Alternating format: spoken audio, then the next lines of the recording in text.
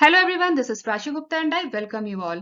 आज की वीडियो में हम डिस्कस करेंगे कि हम किस तरीके से खुद के एपीआईज क्रिएट करेंगे प्रैक्टिस के लिए, वो भी बिना किसी कोडिंग के। और किस तरीके से हम उन एपीआईज पे एपीआई टेस्टिंग करेंगे, किस तरीके से हम उन पे क्रूड ऑपरेशन करेंगे, यानी कि create, read, update and delete operation करेंगे उन एपीआईज पे।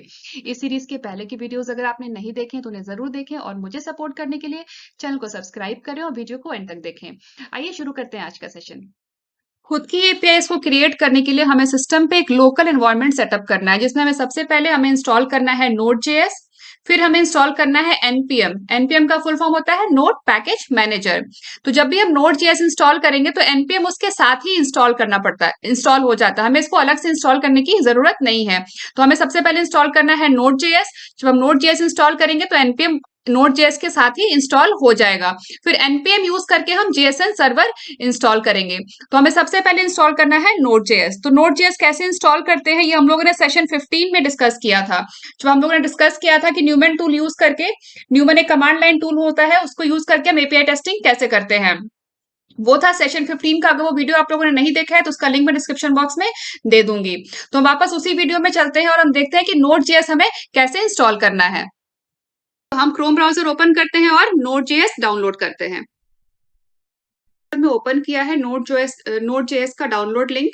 और यहाँ पे मैं सिलेक्ट करूंगी विंडोज इंस्टॉलर, क्योंकि मेरे सिस्टम पे विंडोज ऑपरेटिंग सिस्टम इंस्टॉल है। अगर आपके सिस्टम पे मैक ऑपरेटिंग सिस्टम इंस्टॉल है तो आप मैक ओएस इंस्टॉलर आप सिलेक्ट कर सकते हैं।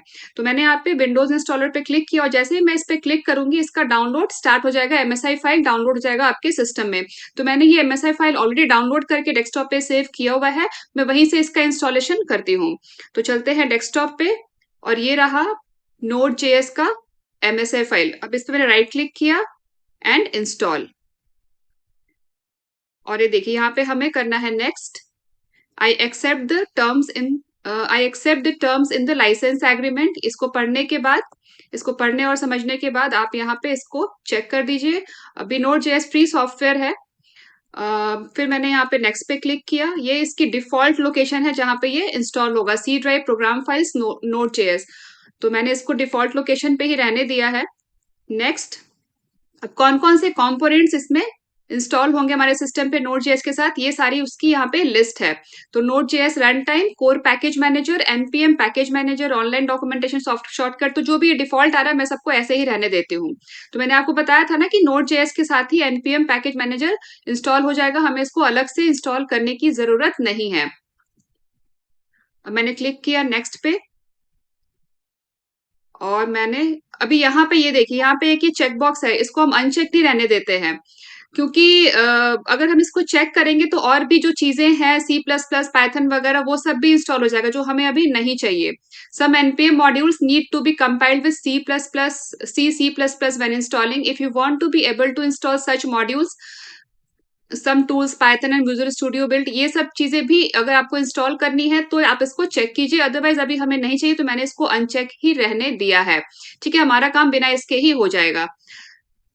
मैंने यहाँ पे नेक्स्ट पे क्लिक कर दिया और जैसे ही हम इंस्टॉल पे क्लिक करेंगे इसका इंस्टॉलेशन स्टार्ट हो जाएगा।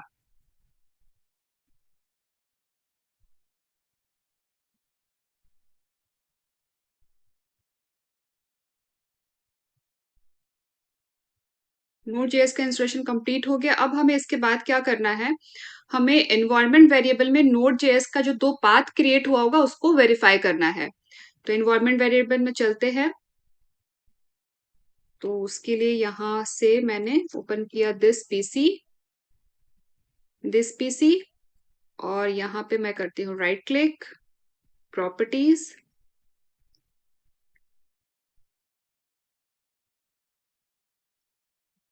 और यहाँ पे आएगा advance system settings, environment variables. और उसके बाद यहाँ पे सिस्टम वेरिएबल्स वाले सेक्शन में नीचे वाले टैब में यहाँ पे पाथ वेरिएबल होगा, पाथ वेरिएबल, ये वाला वेरिएबल, इसको मैंने किया एडिट। और यहाँ पे हम देख लेते हैं नोड जेएस के पाथ ऐड हुए हैं या नहीं हुए हैं। तो ये देखिए, ये यहाँ पे ये नोड जेएस का पाथ ऐड हो गया है ना, ये बाय डिफॉल्ट अपने आप ऐड हो जाता है। लेकिन अगर बाय चांस ऐड नहीं होता है तो हमें ये पाथ यहाँ पे ऐड करना होगा, ठीक है। तो इसको हमें वेरीफाई करना जरूरी है नोड जेएस को इंस्टॉल करने के बाद कि ये जो पाथ है यहाँ पे ऐड हुआ है या नहीं हुआ है। अब मैंने ओके पे क्लिक कर दिया, ओके ओके, और ये सारा हमने कर दिया क्लोज। अब इसके बाद हम क्या करेंगे, कमांड प्रॉम्प्ट ओपन करके हम वेरीफाई करेंगे नोड जेएस और एनपीएम प्रॉपरली सिस्टम में इंस्टॉल्ड हुआ है या नहीं हुआ है। तो उसके लिए यहाँ पे हमें क्या कमांड देना है, नोड जेएस के लिए node hyphen hyphen version and enter. तो ये देखिए, जो वर्जन का नोड जेएस हमने इंस्टॉल किया है वो वर्जन यहाँ पे डिस्प्ले हो रहा है। इसका मतलब है कि नोड जेएस प्रॉपरली इंस्टॉल्ड हो गया है, ये वाला वर्जन का नोड जेएस सिस्टम में इंस्टॉल हो गया है। अब एनपीएम को चेक करते हैं। तो एनपीएम के लिए भी NPM hyphen hyphen version and enter. तो यहाँ पे एनपीएम का भी वर्जन डिस्प्ले हो जाएगा, ठीक है। तो नोड जेएस और एनपीएम दोनों हमने कमांड प्रॉम्प्ट पे वेरीफाई कर लिया कि सिस्टम में प्रॉपरली इंस्टॉल्ड हुआ है या नहीं हुआ है। अब इसके बाद हमें इंस्टॉल करना है जेएसएन सर्वर। तो जेएसएन सर्वर इंस्टॉल करने के लिए मैंने यहाँ पे कमांड टाइप किया था ना, NPM node package manager use करेंगे हम जेएसएन सर्वर को इंस्टॉल करने के लिए। एनपीएम फिर install npm space install space JSON hyphen server, ये कमांड हमें टाइप करना है कमांड प्रॉम्प्ट पे। npm install JSON hyphen server, enter.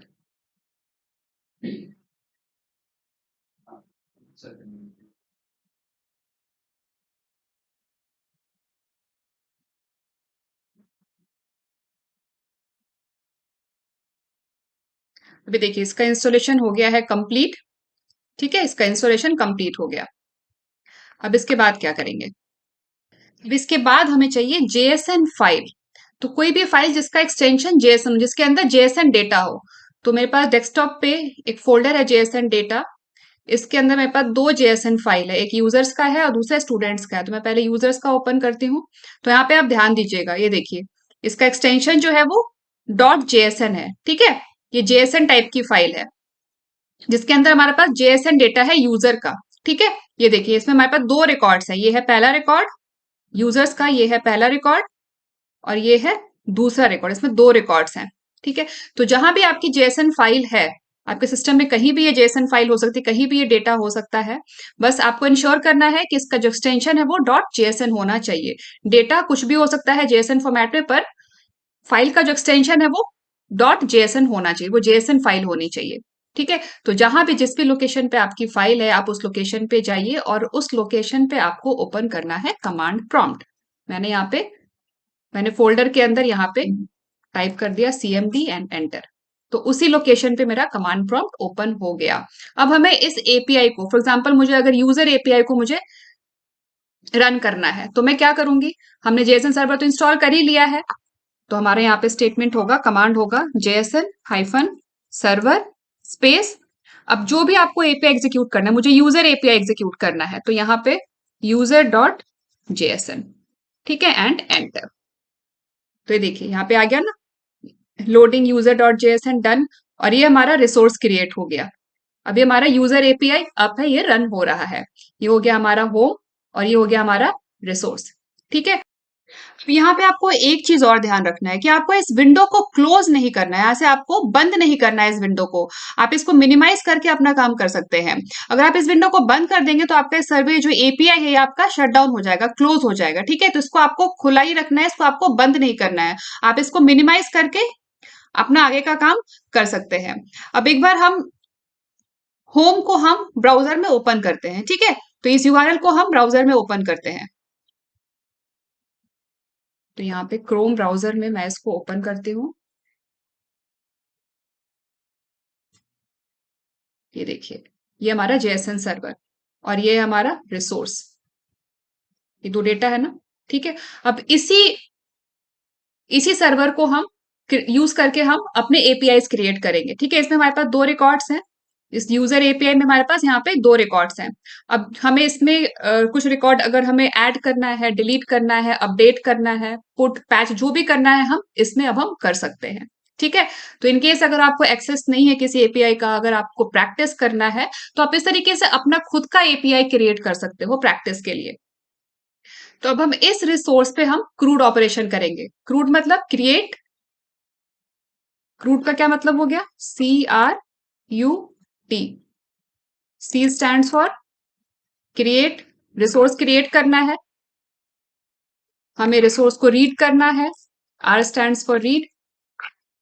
हमें किसी रिसोर्स को अपडेट करना है या फिर हमें डिलीट करना है। ठीक है। तो ये होता है फुल फॉर्म क्रूड का। तो अब हम इस रिसोर्स पे हम क्रूड ऑपरेशंस करते हैं। क्रिएट करने के लिए हमारे पास कौन सा एचटीटीपी रिक्वेस्ट होता है? क्रिएट करने के लिए हमारे पास पोस्ट एचटीटीपी रिक्वेस्ट है। रीड करने के लिए कौन सा रिक्वेस्ट है? गेट रिक्वेस्ट है। अपडेट करने के लिए कौन सा है? अपडेट के लिए पुट एंड पैच रिक्वेस्ट है। ठीक है। और डिलीट के लिए डिलीट रिक्वेस्ट है। तो अब हम इस रिसोर्स पे जो हमने अभी अभी क्रिएट किया है, इस रिसोर्स पे हम सारे क्रूड ऑपरेशंस करते हैं पोस्टमैन टूल यूज करके। तो पोस्टमैन टूल ओपन कर लेते हैं। तो ये रहा डेस्कटॉप पे आइकन पोस्टमैन टूल का, मैंने इस पे डबल क्लिक किया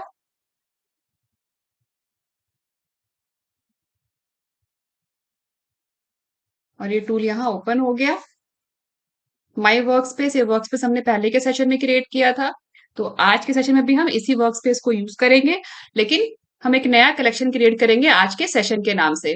तो इसी माई वर्क स्पेस में नया कलेक्शन क्रिएट करने के लिए ये प्लस साइन है ना, टू क्रिएट न्यू कलेक्शन, इस पे मैंने क्लिक किया और यहाँ दे देंगे कलेक्शन का नाम। तो आज हमारा सेशन 21 है, तो यहाँ मैंने दे दिया कलेक्शन का नाम सेशन 21 एंड एंटर। अब इस कलेक्शन में हमें रिक्वेस्ट क्रिएट करना है, एचटीटीपी रिक्वेस्ट क्रिएट करना है। तो हमें क्या करना है? हमें क्रूड ऑपरेशन करना है। तो ये जो हमने एपीआई लिया है, यूजर एपीआई, मैं ओपन करती हूँ। ये है हमारा यूजर एपीआई। ठीक है। तो इस एपीआई पे हमें क्रूड ऑपरेशन करना है, मतलब हमें क्रिएट करना है, हमें रीड करना है, हमें यहाँ से यूजर इन्फॉर्मेशन को, हमें रिसोर्स को रीड करना है, हमें रिसोर्स को क्रिएट करना है, हमें रिसोर्स को अपडेट करना है और रिसोर्स को डिलीट करना है। तो सबसे पहले हमें करना है, रिसोर्स को रीड करते हैं सबसे पहले। तो यहाँ मैंने कुछ टेस्ट केसेस क्रिएट किए हैं। यहाँ पे मैंने कुछ टेस्ट केसेस क्रिएट किए हैं इस यूआरआई के लिए। ठीक है। जो हमारा यूआरआई है ना, इसके लिए मैंने यहाँ पे कुछ टेस्ट केसेस क्रिएट किए हैं।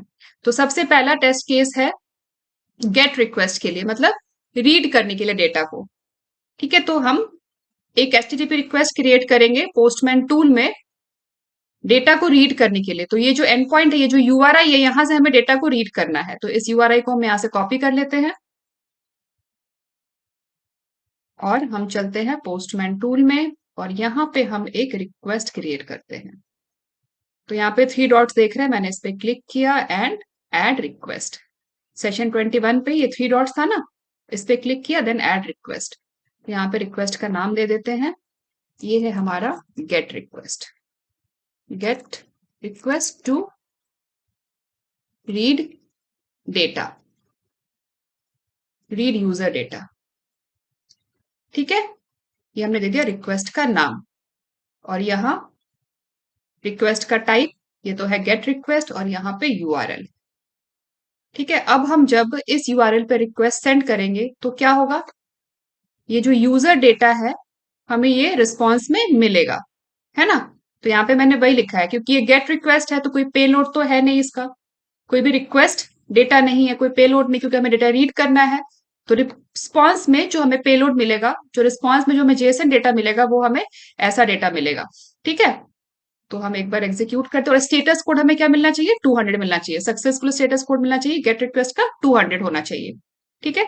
तो यहाँ पे हम एग्जीक्यूट करते हैं, इस गेट रिक्वेस्ट को सेंड किया और ये देखिए यहाँ पे हमें रिस्पॉन्स कोड के पहले हम चेक कर लेते हैं, वेरीफाई कर लेते हैं, जो हमें मिला है 200 विच इज करेक्ट।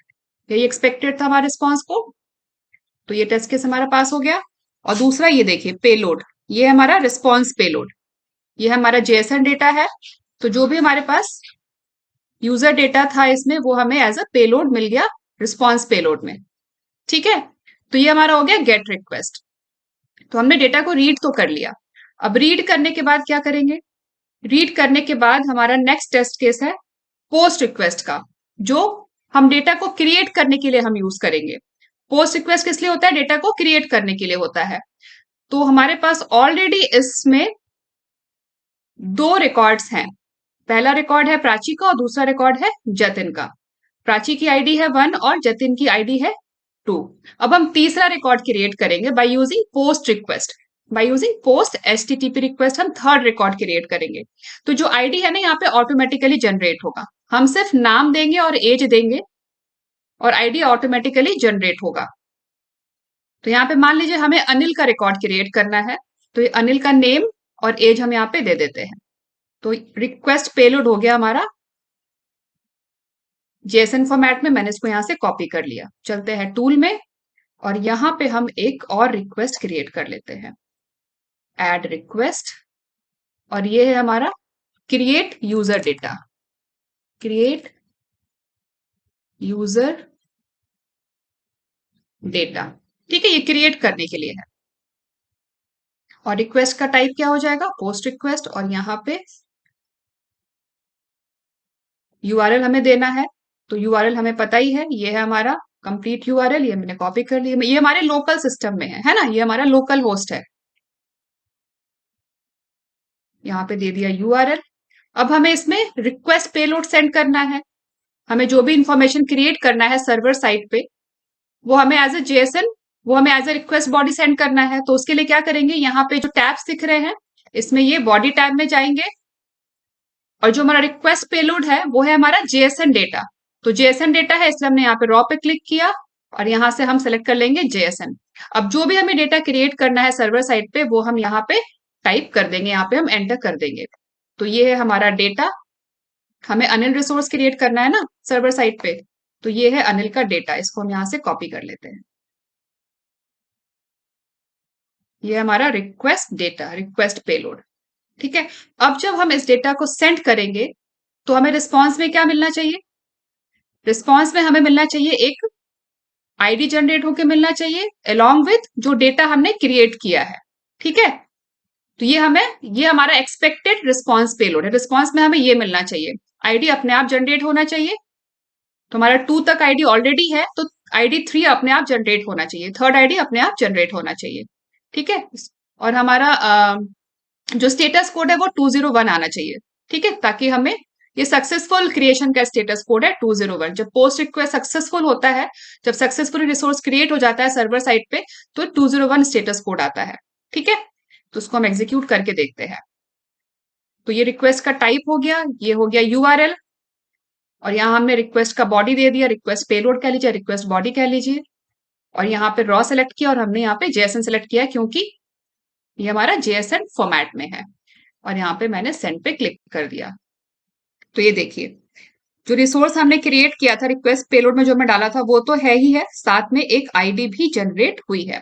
अब जो हमारा जेएसएन फाइल है, ठीक है, उसमें हमारे पास 3 रिकॉर्ड्स हैं। एक रिकॉर्ड नहीं, 2 रिकॉर्ड नहीं, अब हमारे पास उसमें 3 रिकॉर्ड है। वो कैसे पता चलेगा?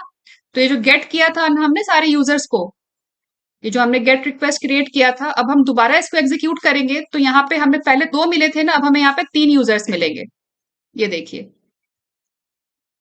1, 2 एंड थर्ड, जो हमने अभी अभी क्रिएट किया है। ठीक है, तो तीनों यूजर्स अब क्रिएट हो गए। तो इस तरीके से हमने यूजर को क्रिएट भी कर लिया। अब नेक्स्ट क्या है? और हाँ, जब हमने यूजर को क्रिएट किया तो यहाँ पे हमें रिस्पॉन्स कोड में 201 मिला, हमने ये भी वेरीफाई कर लिया, जो इंडिकेट कर रहा है कि सक्सेसफुली रिसोर्स, जो भी नया रिसोर्स हमने क्रिएट किया है सर्वर साइट पे, वो सक्सेसफुली क्रिएट हो गया है।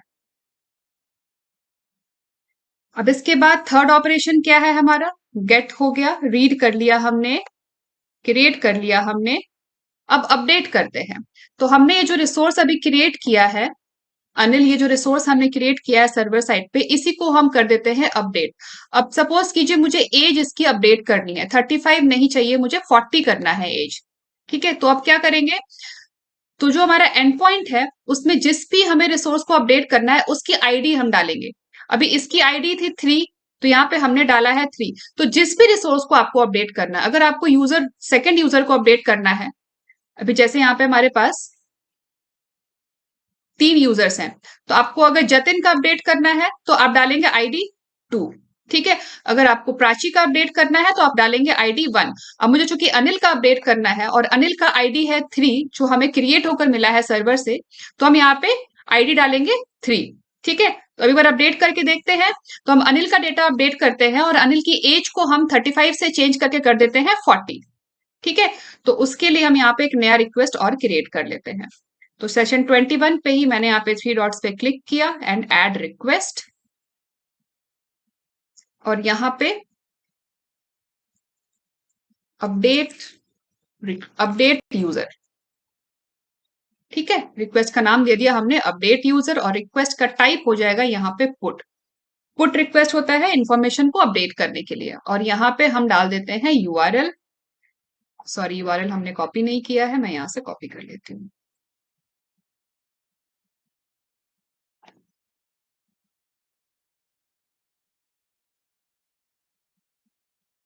तो यहां तक था होम, ये हो गया कंप्लीट रिसोर्स का यूआरएल, और ये हो गया जिस इंफॉर्मेशन को हमें अपडेट करना है। तो हमें यूजर ID 3 को अपडेट करना है, तो हमने यहाँ पे ID 3 डाल दिया। ठीक है, अब हमें जो अपडेट करना है, तो पुट में क्या होगा, डेटा जाएगा।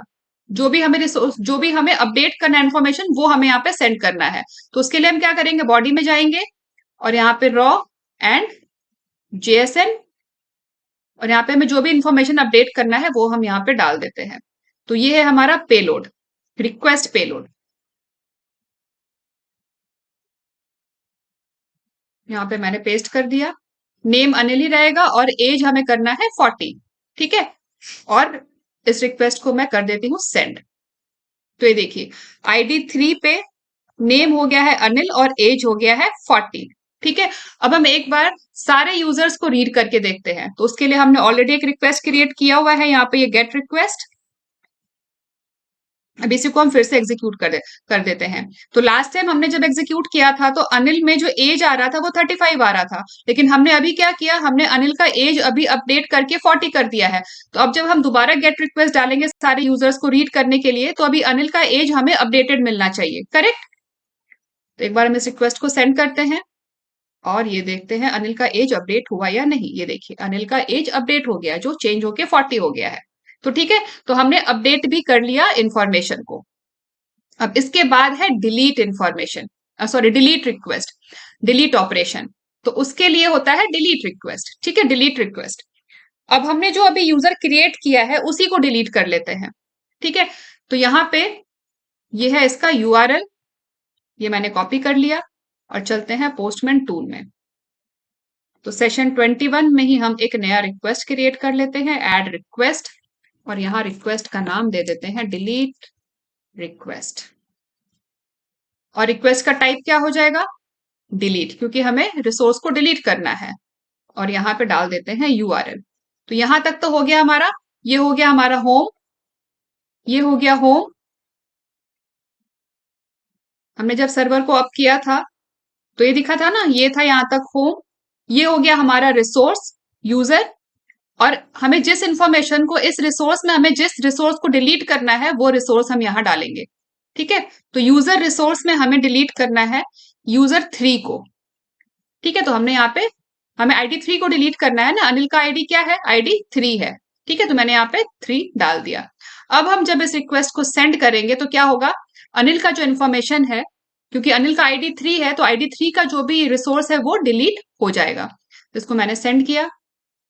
अब ये देखिए, हमें रिस्पॉन्स कोड मिल गया 200, यही था हमारा एक्सपेक्टेड रिस्पॉन्स कोड। अच्छा, यहाँ पे जो हमें रिस्पॉन्स कोड राइट किया ना, ये हमने यहाँ पे गलत राइट कर दिया है। जो स्टेटस कोड है यहाँ पे 204 भी हो सकता है और 200 भी हो सकता है डिलीट रिक्वेस्ट के केस में। तो 200 जो होता है हमारा, वो स्टैंडर्ड सक्सेसफुल रिस्पॉन्स कोड है। तो यहाँ पे हमने इसको करेक्ट कर दिया, 200 कर दिया, तो यही हमारा एक्सपेक्टेड था और हमें मिला भी यहाँ पे 200 है, विच इज ओके। और यहाँ पे हमें रिस्पॉन्स बॉडी एम्प्टी मिली है क्योंकि इन्फॉर्मेशन तो डिलीट हो चुका है। अब जितने भी यूजर्स हैं, जितने भी रिसोर्सेज हैं, हम एक बार उनको फिर से रीड करके देखते हैं। तो यहाँ पे हम गेट रिक्वेस्ट सेंड करते हैं, और ये देखिए हमारा थर्ड यूजर डिलीट हो गया ना। अभी हमें थर्ड यूजर का डेटा नहीं मिला, पहले मिल रहा था ना। तो इस तरीके से हमने सारे क्रूड ऑपरेशंस कर लिए यूजर्स पे। क्रिएट कर लिया हमने by using post request, read कर लिया by using gate request, update कर लिया और डिलीट भी कर लिया। अपडेट के लिए हमने पुट रिक्वेस्ट यूज किया। अब अगर आपको किसी पर्टिकुलर यूजर का डेटा रीड करना हो, अभी तो हमने यहाँ पे सारे यूजर्स को हमने लिस्ट कर दिया, अगर अभी आपको सिर्फ यूजर 2 का डेटा रीड करना हो, आई मीन आईडी 2 का डेटा रीड करना हो, तो आप क्या करेंगे, यहाँ पे स्लैश करके यहाँ पे हम 2 राइट कर देंगे एंड उसी पे हम इस यूआरएल पे हम गेट रिक्वेस्ट सेंड करेंगे। तो ये देखिए सिर्फ आईडी 2 का डेटा यहाँ पे मिल गया ना। तो इस तरीके से हम अपने एपीआईज हम क्रिएट कर सकते हैं प्रैक्टिस पर्पस के लिए। तो आज के सेशन में बस इतना ही, मिलते हैं नेक्स्ट सेशन में नए टॉपिक के साथ। अगर आप लोगों को वीडियो पसंद आया तो वीडियो को लाइक करें, ज्यादा से ज्यादा शेयर करें, चैनल को सब्सक्राइब करें और बेल आइकन दबाना ना भूलें। Thanks for watching.